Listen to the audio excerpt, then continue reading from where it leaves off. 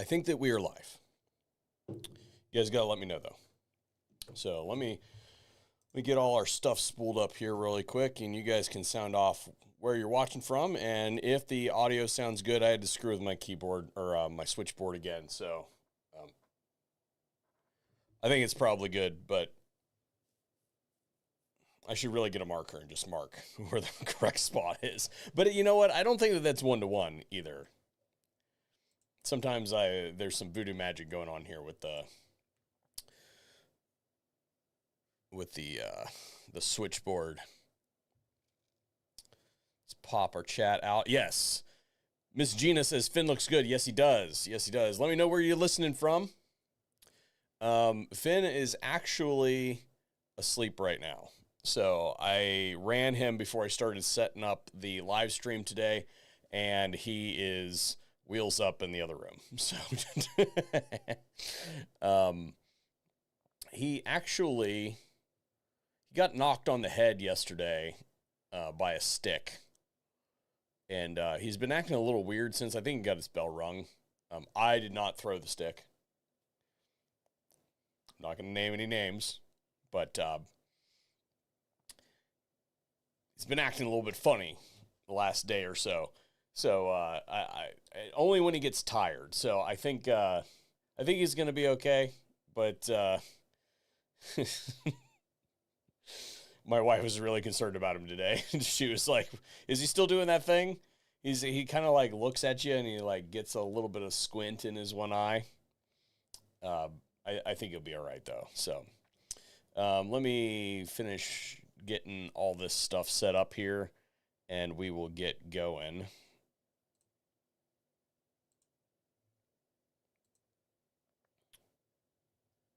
Let's see here. Don't need that. And I have some files to share today. If I can get them. That one. And that one. All right. That should be good. So, as always, I need to go get my... As always, today's live stream is brought to you by First Form, and we will be having a giveaway a little bit closer to the middle of the stream. It's going to be basically it's going to be one that's going to be decided while the stream is going, because it's going to be a first one to guess type giveaway.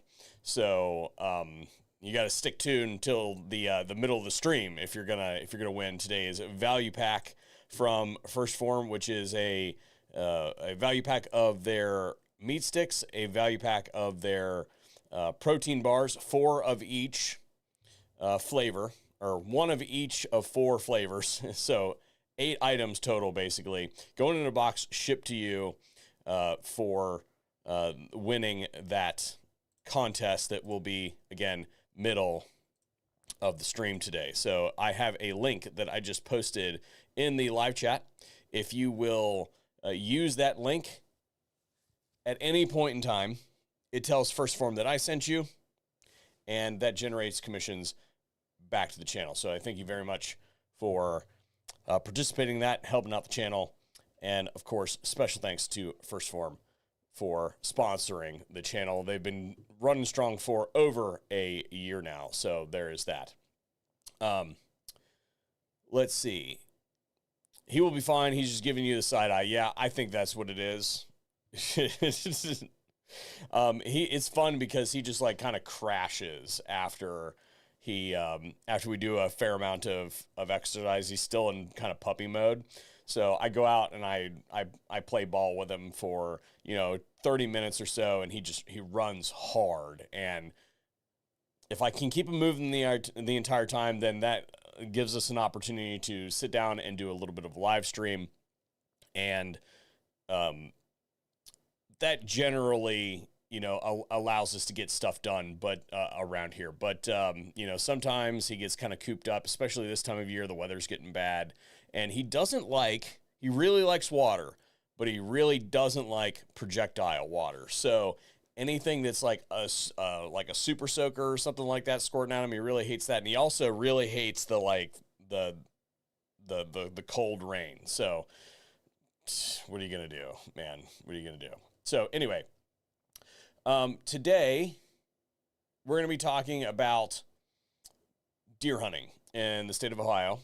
It's coming up, starting tomorrow. Got some friends coming out tomorrow to do some hunting. But of course, we can talk about whatever you guys would like to talk about here today. I thought I would share with you my hunting setup and what I have been using for a couple of years now. For those of you who are just joined the channel or are somewhat interested, and then we will kind of open the floor. So this live stream, I know that I called it Thanksgiving and hunting season, but really we can talk about whatever you guys want to today. Just because I don't find a lot of what's going on in the 2A space super interesting right now. There was one announcement that I wanted to give you guys. There was something posted on the Federal Register that I did not really think that was really worth your time to do my time or your time to do a dedicated video on, and that is that they are changing the way that the notification process happens if you want to transport a short-barrel rifle, short-barreled shotgun, AOW, or machine gun across state lines. So for anybody who isn't a special occupation tax stamp holder, so an FFL SOT, if you're not aware, if you have a short-barrel rifle, short-barreled shotgun, AOW, or machine gun, and also destructive devices, but silencers aren't in this category, then there is a category that you must, or there is a form that you must fill out before, and it must be approved before you can transport that across state lines. And you can give a window, but having filled out a couple of these over the course of my adult life, they take a while to come back usually, and it's a pain in the ass, and it's super unconstitutional. Yeah, it's awful. But what they're doing is they're digitizing the whole situation. So you're still gonna have to do it. We shouldn't have to do it. Should be struck down. But I have a splinter. Sorry. But at least it is going to become more streamlined, and it's going to, the report from the DOJ is that it's going to basically cut the hours required to get that done into a third. So it was taking, they said that last year it took them like approximately 6,000 hours to do that. And once this is fully implemented, this will take roughly 2,000 hours. So that's good. Those people can be put to use doing the paperwork that they should be doing, which is approving your Form 4s and your Form 1s and all that sort of stuff, which you're still going to have to do, obviously, which, the Republicans screwed us on. So there's that, but, whatever. So that is the announcement, is that it is going fully digital, basically, which is, I guess, good, but also bad that the DOJ is just kind of like leaning into it when they should be getting rid of it altogether. What are you going to say? And then today, after I get done, can I pet that dog? Yes, 182 QKFTW. If you are ever in the same space as Finn, you may pet Finn, provided that he will allow you. He is not part Greyhound, Miss Gina. He is not part Greyhound at all. He is a Border Collie lab mix. And he is basically a Border Collie with features of a chocolate lab. There is very little Labrador Retriever in there. It is almost all Border Collie. So my wife wanted we settled on a medium energy dog. She at first thought that she wanted a high energy dog, and now that we have the medium energy dog, she's like, oh, I see now what you meant. Yeah.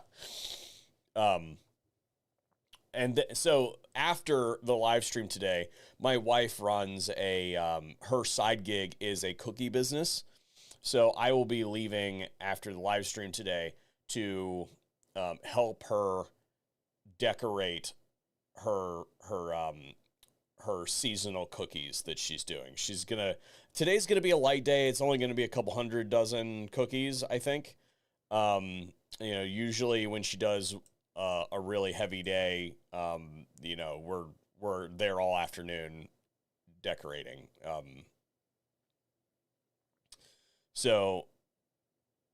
I find it very therapeutic to do something kind of like hands-on that's, just kind of like, I don't want to say mindless, but it's like, it doesn't require any like major cognition. It's just kind of like doing a thing. And I like it. I like helping out. And if my business ever goes tits up, then I'm just taking hold of that cookie business and running with it, because she can't make them fast enough. And she has to juggle that with her day job to get it done. And right now she's 6 months pregnant and has a broken hand. So she can't really ice the cookies. So I'm on call. So any minute now, I'm expecting to get a text message that says last batch. Nope. Just got it. Says I'm done baking. So hang on a second and I will respond to her.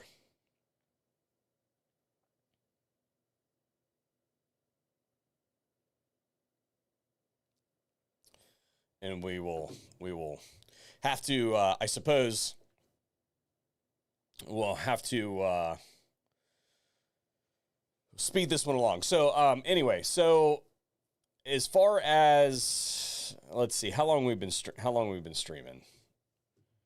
Let's see. We'll make this a relatively short stream today. So we'll run for about 45 minutes today because she's already done. So post pics of your Glock cookie decor. Yeah, I'll take some pictures of them and I'll post it on X later today. Captain Seamus says, good afternoon from Kansas. Thanks for the package from last week. Captain Seamus was our winner last week. I hope that you like those, sir. And I would say that my favorite is probably on the protein bars is probably the salted caramel one. It's probably my favorite.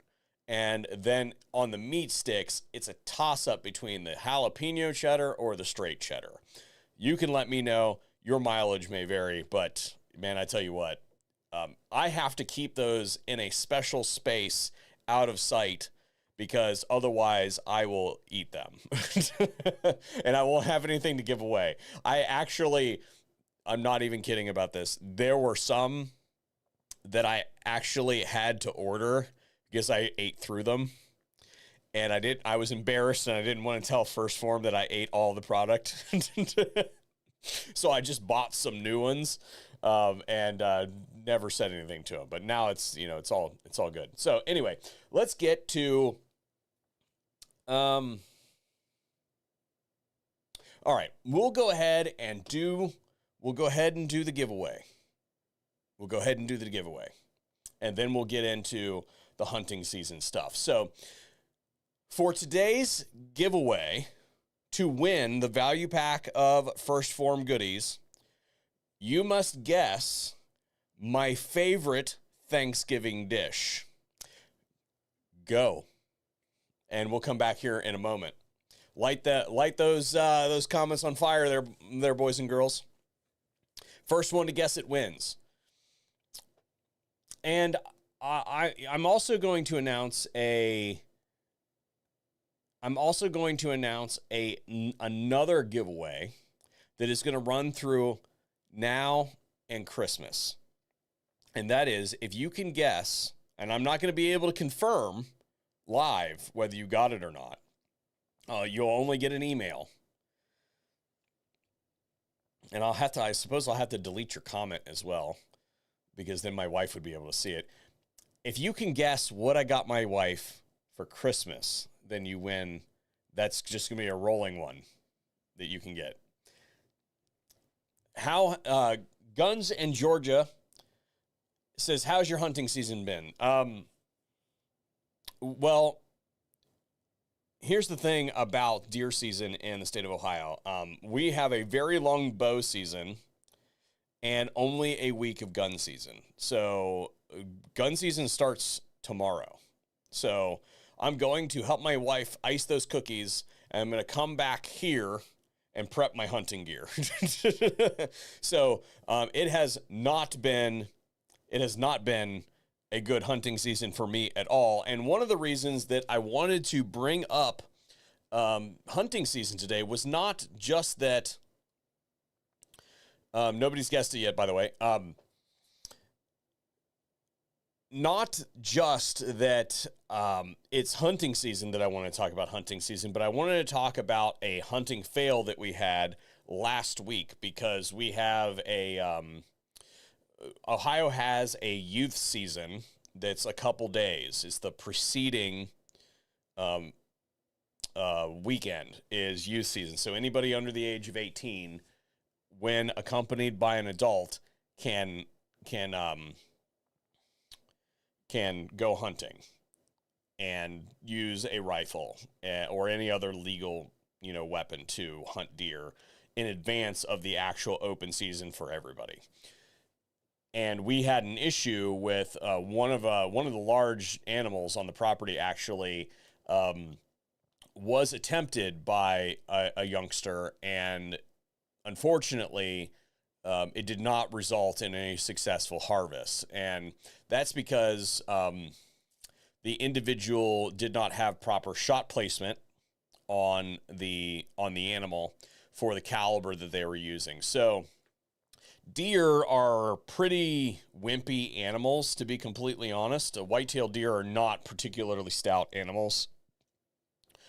If you hit them with the right thing in the right spot, they're basically donezo. Every single animal that I've ever put a good shot on has basically traveled a couple hundred yards at most and gone down. If you put a crappy shot on it, or if you're using the wrong ammunition combination, caliber combination, / put poor shot placement or something like that, then you're going to have problems.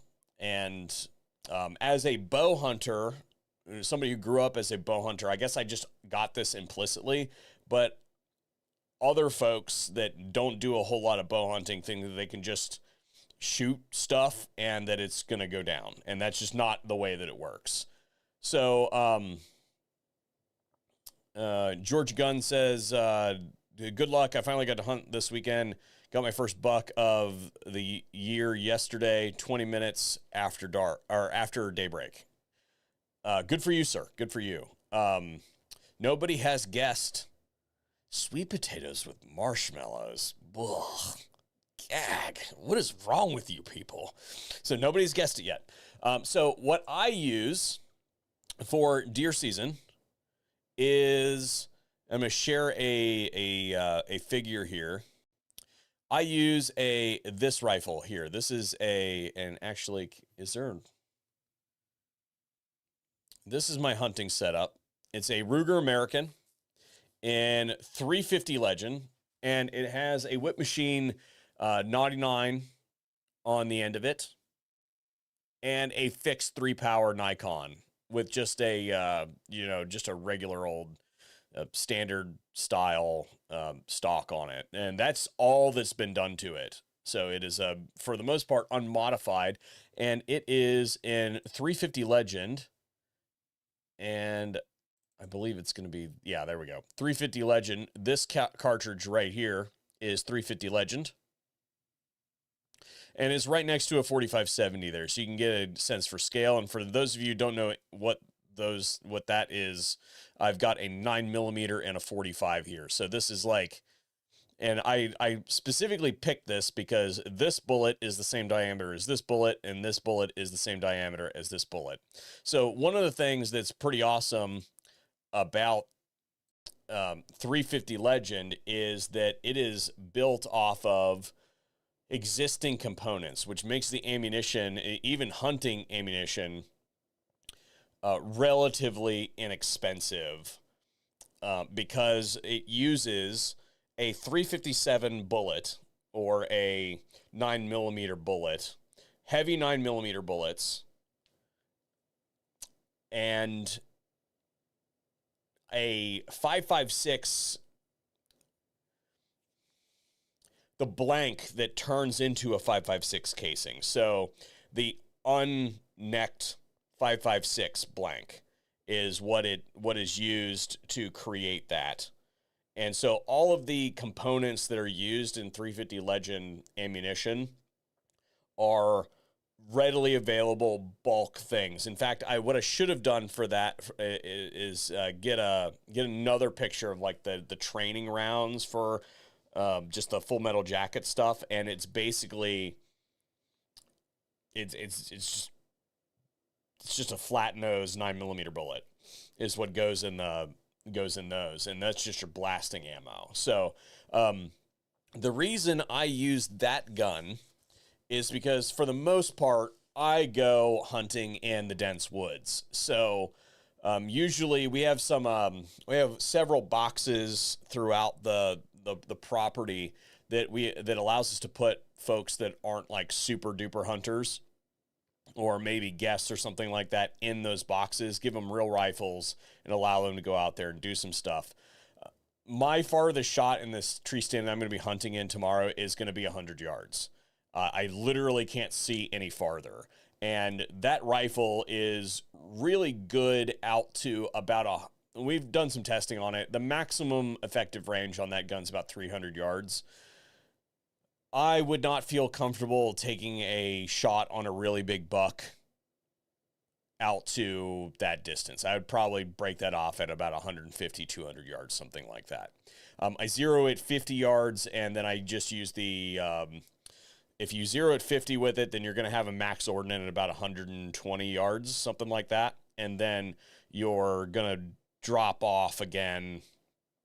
At 300 yards, you're going to be about 5 inches low-ish. So shooting point of aim, point of impact, somewhere around 200 and in, you could say. So, so the reason that I use 350 Legend is that it's cheap, so we can blast through the ammo. It's very effective. I also don't feel bad about shooting other stuff while I'm out there.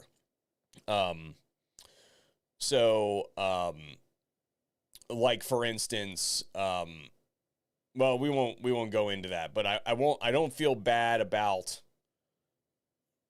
other nuisance species that might get taken down because I'm not using, really expensive ammo or something like that. And the rifle is super lightweight. So that gun weighs a couple pounds, fully loaded.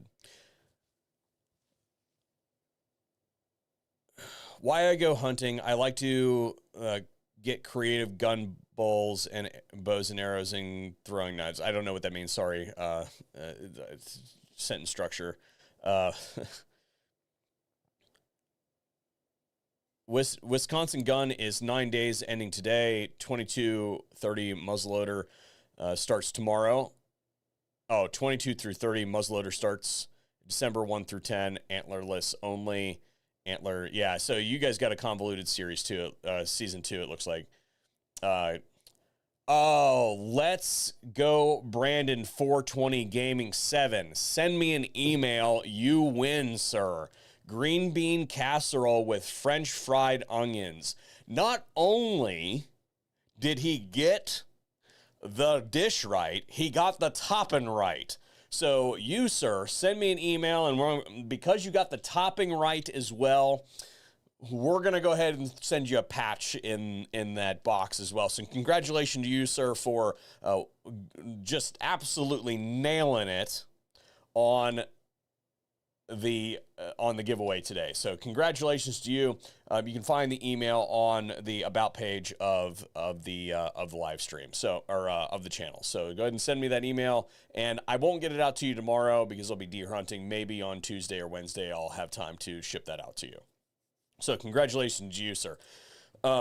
So anyway, back to the story that I wanted to tell. We had a youngster out here that was hunting with a 350 Legend, and one of the other things that's great about 350 Legend is that it's a lightweight gun, and it doesn't have a whole heck of a lot of recoil. So it's a really great gun for teaching young ones to shoot, and they won't be like super scared of the recoil, especially if you have a suppressor on the end of it like mine does.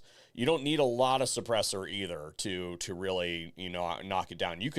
I've hunted with that gun with like the Bowers 375 on the end of it, and while that's max suppression, it's too much can. Okay, like the whole point of that gun was to make it lightweight, and putting a huge ass can on the end of it doesn't make a whole lot of sense, and it ended up just being like super top heavy, and it constantly wanted to flip off my sling. So I knocked it down to the Wit machine can because it's just enough suppression to knock that down. So if you put a suppressor on the end of your rifle, it usually mitigates the recoil a fair amount. There are some exceptions to that, but for the most part, you can expect that a suppressor is going to knock down that recoil. So if you've got a youngster that you're trying to teach good rifle discipline and shot placement and all that sort of stuff, then 350 Legend is an excellent caliber. However, what it's not great for is someone who doesn't have a lot of discipline and their shot placement. And unfortunately, that particular large animal that my dad had actually been hunting a lot with his bow was shot with a 350 Legend, and the placement was not good enough. You cannot hit the shoulder blade. You cannot hit anything other than kill zone. And I think a lot of folks that only hunt with rifles or only hunt with firearms really miss shot placement a lot. And I see a lot of videos of like shots taken with like the deer straight on or the deer straight away or something like that. These are just shots that you can't take with a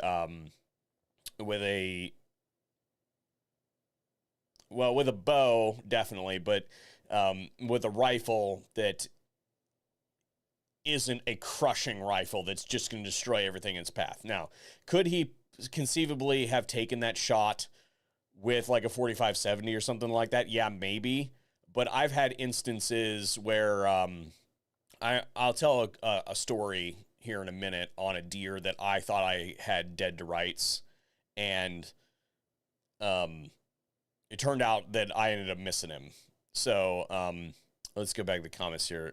Somebody says, Adam Cobbin says, I zero at 36, so 100 is 3-inch high.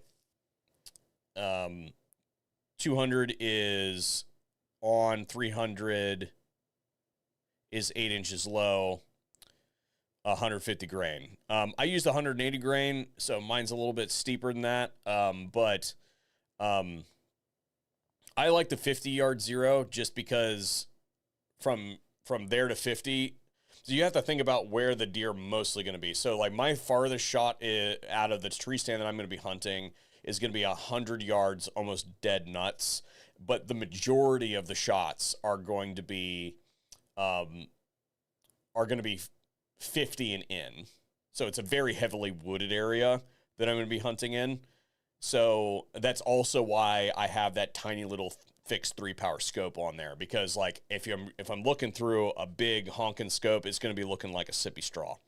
So and that was actually one of the problems I had years ago when I had that gun set up with a big scope on it, is I was in that same exact spot and a big old monster bullwinkle walked up on me, and I literally couldn't get the optic to crank down enough to be able to get him in the scope fast enough, and he kept moving between brush pile and brush pile. And by the time I was able to figure out how to get him, in there, when he walked far enough away, I couldn't get a good shot on him.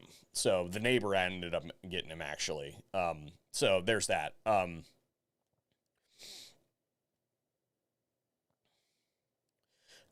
Zombie Turf says, I live in Arizona, and it's not uncommon to have to take shots outside of 300 yards. It's a good place to learn how to go bow hunting because of how difficult the terrain is. Yeah, so we just don't really have that out here. We have long shots, but our long shots are like usually like bottom, like into a bottom or hilltop to hilltop type stuff.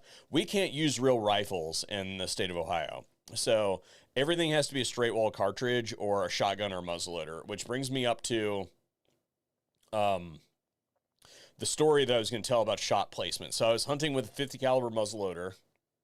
I was a teenager. It was before we really had the access to the straight wall cartridges or anything like that at the time. That hadn't been a thing yet. You could either hunt with a shotgun with slugs or a muzzleloader or a pistol. I guess you could hunt with a pistol, but none of the pistol caliber straight wall cartridge stuff became a thing yet.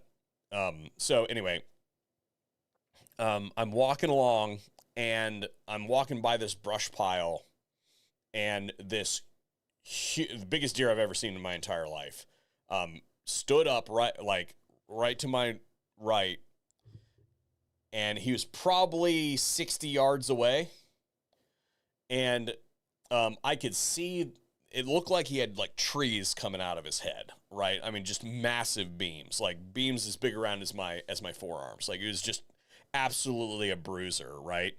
And he was quartered to me a little bit, and as soon as he went straight-legged, he took off. And I was lining up my shot right when that happened because I was waiting for him to kind of like get going. He didn't. So I squeezed, and we at the time we were using 45 caliber Sabo rounds in our 50 caliber muzzleloaders, so we didn't have to clean them as often.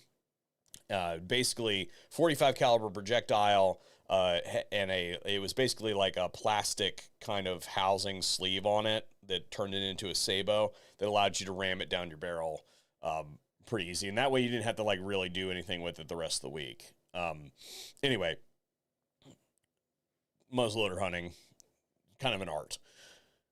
That 45 Sabo round hit him in the shoulder blade and flattened out, basically. And we didn't know that at the time, but we tracked that deer for 3 days and never found him. And we ended up seeing him the following year, and you could see the big mar on his shoulder blade where the round had impacted. And he walked with a little bit of a limp, but he was just as big the next year.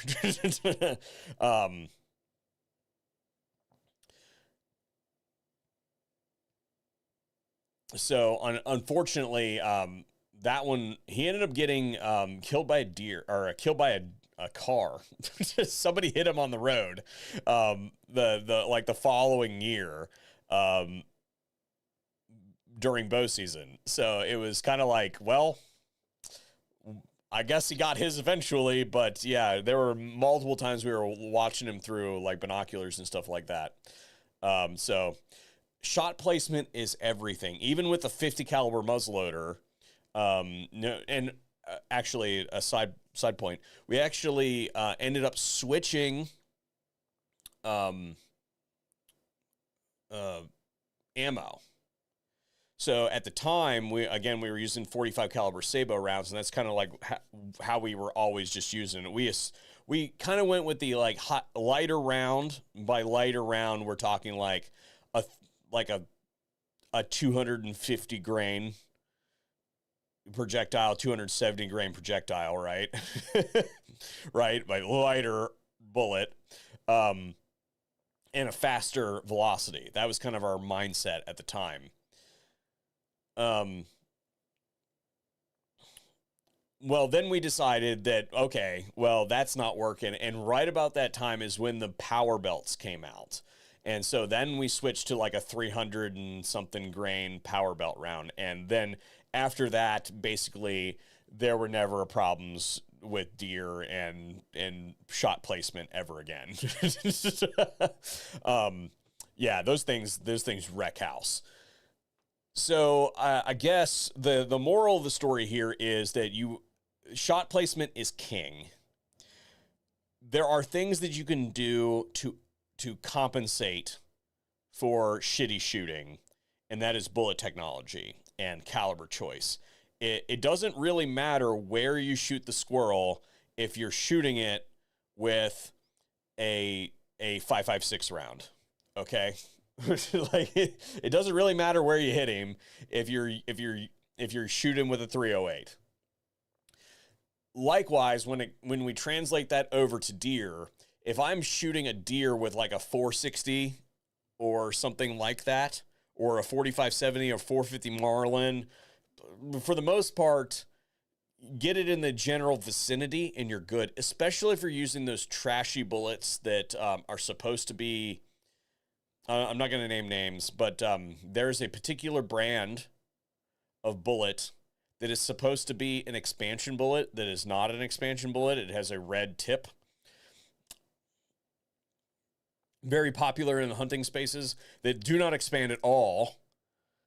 They're really good for a really heavy game like moose and stuff like that, but they are awful at doing what they're supposed to do when it comes to like white-tailed deer. So I guess going back to what I was saying at the very beginning of the stream, that white-tailed deer are not particularly hardy animals. And the only deer in the deer family that is wimpier than a white-tailed deer is caribou.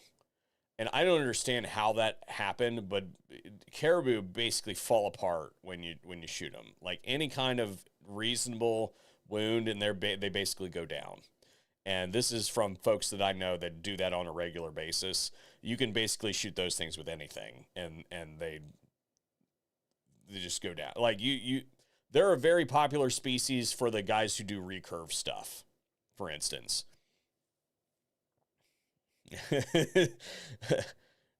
Sarita Morales says, "I know what bullet you're talking about." Yeah, if you use that, you will recover it, and it will look like you could maybe use it again. Just gonna say that again. Say that out there. Captus Sema says 300 Win Mag. Yeah, I would love to use 300 Win Mag.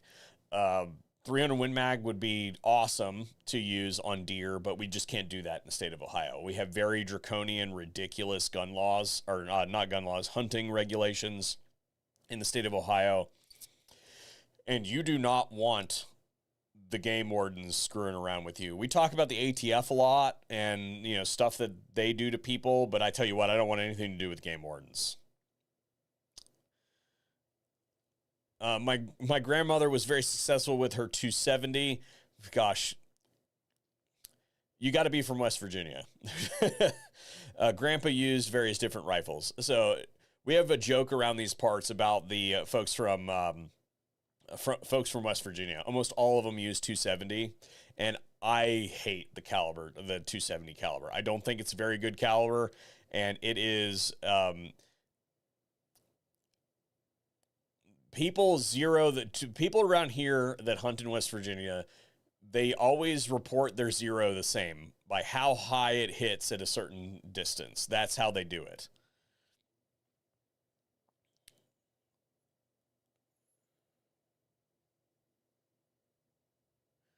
Looks like 300 Win Mag here in central Kansas. I don't take long shots, but I go out where I'm 500 to 1,000 yards. See, I would love to do deer hunting at those kinds of ranges. But that's just not a thing that we have here. We're not allowed to use the weaponry that is capable of shooting that far. And the shots that we would take would be kind of, I understand why they do it. Because Ohio is very flat until you get out into our area where it's not very flat. But a lot of the longer shots are like from on top of a hill into a bottom, or from hilltop to hilltop. And I could see somebody with a 300 Win Mag cooking rounds off, sending them hilltop to hilltop, and not understanding that a 300 Win Mag will carry for a click, right? Like I could see somebody trying to take like a 500-yard shot on a silhouetted deer and sailing it into town. Easy, right? Because, you know, look, I've almost been shot deer hunting before, and we're talking back in the shotgun days where people are just like sending slugs, because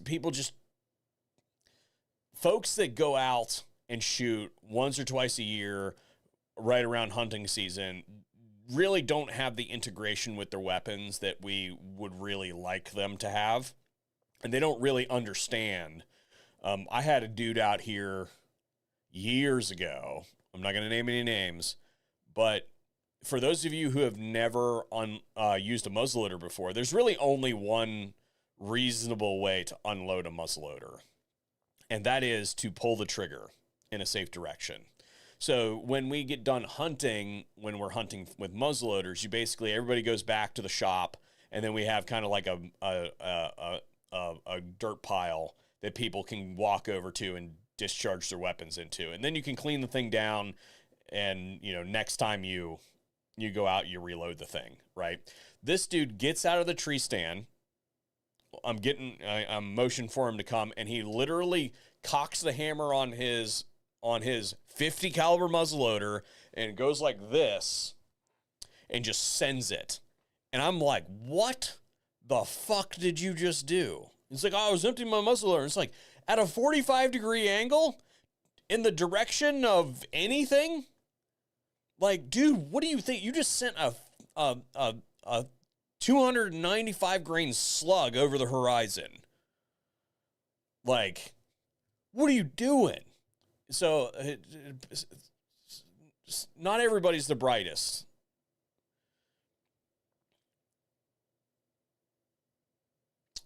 Moose was a difficult permit to get. I hear that moose is a difficult permit to get in a lot of places. A lot of places have like lotteries and stuff like that. I would do a moose hunt. I think that would be cool. I'd really like moose meat. I think it's pretty tasty. I do think that elk is better, in my opinion. That's a very subjective thing, obviously. I have considered wearing a bulletproof vest when I go hunting. Saracita. Yeah, I've considered it before. I actually have worn a bulletproof vest hunting before, but it was because I was actually duck hunting, and I was making it into a work project. So basically what I did is I had my waders on, and I threw my body armor on over top of me so that I could do some shots like in the marsh, like halfway buried up to my body armor in water. So that was for, I forget what brand that was that we did that for. But basically we got in the boat to go duck hunting, and all we did was like bring that gear and then like some cameras with us. And the idea was that we would hunt the morning, and then once the sun came up enough and we were like kind of like ready to get going for the day, we would screw off in the marsh. And so we basically took pictures for 30 minutes, you know, afterwards. And let me tell you what, hopping out of a boat in body armor, a little bit disconcerting, especially if it's not the floaty stuff. Mine was the floaty stuff. So I felt reasonably confident that that was good. But I also, you know, did a test before we got to the point where it was time to actually take the pictures. And I basically had a shotgun panel that I put on the front, so I could literally like be in the water down at water level and have shotgun shells right here on my chest, so when the birds would fly over, I could shoot them. So anyway. Also, operating a really long shotgun with like goose loads in body armor, not ideal. Not very easy.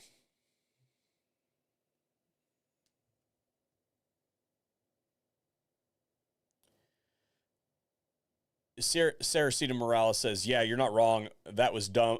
Dumb move, shooting a gun up in the air and when you could just point it at the ground. Yeah, I'm a gun up person in most situations. Like, the safe position is up, but that doesn't mean that you point the gun over the horizon and shoot the gun to unload it, right? So the idea is that, like, if we're working out on the range, we typically go gun up because we've got other folks around us, and it's more likely that one of them will be injured, or a human in general will be injured by sending a round into the ground around us than up in the air if a negligent discharge were to happen, because the range top is a gravel range top. It creates secondary projectiles, and oftentimes we're very closely working with cameras like right in each other's faces and stuff like that. And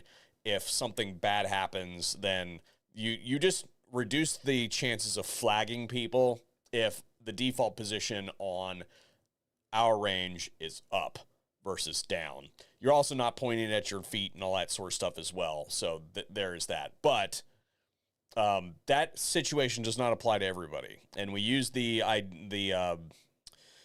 we tell people to use their discretion. So for instance, the saying goes something like this, like the Navy SEAL example, whereas, like, if you're a Navy SEAL and you're in a boat, well, gun down is really bad. You know, if you're in a boat in the middle of the ocean and you discharge and the bullet pokes a hole in the bottom of the boat, well, now you're bailing water. That's bad. If you're a Navy SEAL and you're in a helicopter, gun up is bad because all the stuff that holds you airborne is above your head. So gun down is better, right? So it's a subjective situation. You always want to point your gun in the direction that is least likely to cause serious problems if the worst would happen. So when it comes to unloading your muzzleloader in the dirt or into a tree or something is vastly superior to firing it over the horizon. Very bad. No injuries were reported from that one, thankfully, but that was just like, I was like beside myself for like 2 days. I was like, what did this person just do? Luckily, it was not in the direction of the closest town or even the second closest town, but there are still people that live out that way. It's just, where did it land?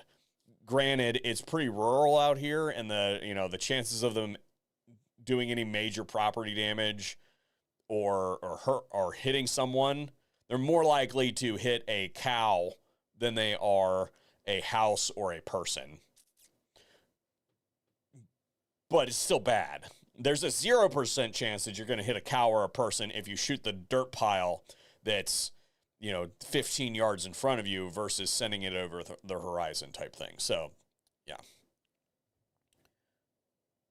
Pellet rain is a real thing during bird season. So, there was actually a range that I went to years ago. It was an industry event, and it's one of the reasons I stopped going to that industry event was they had situated their range where all the rifles and all the rifle shooting and pistol shooting and stuff like that is going on. So you got 1,000 or more people on the rifle and pistol ranges, right?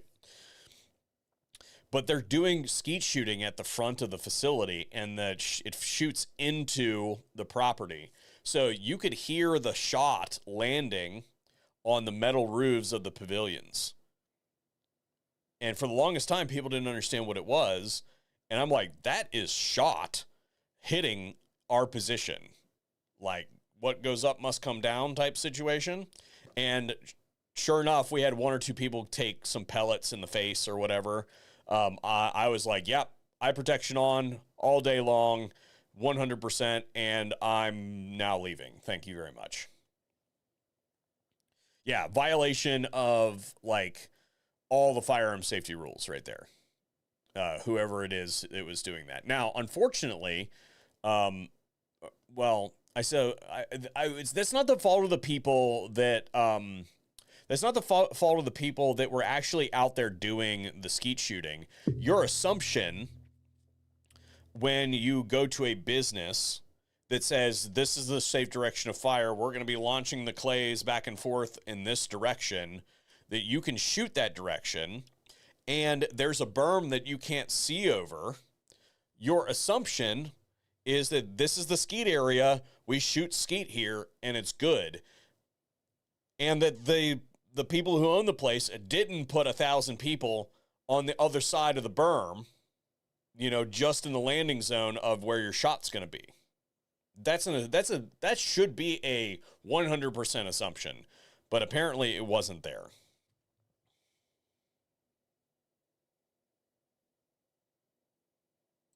Yeah. Anyway, we've been running this for 50 minutes.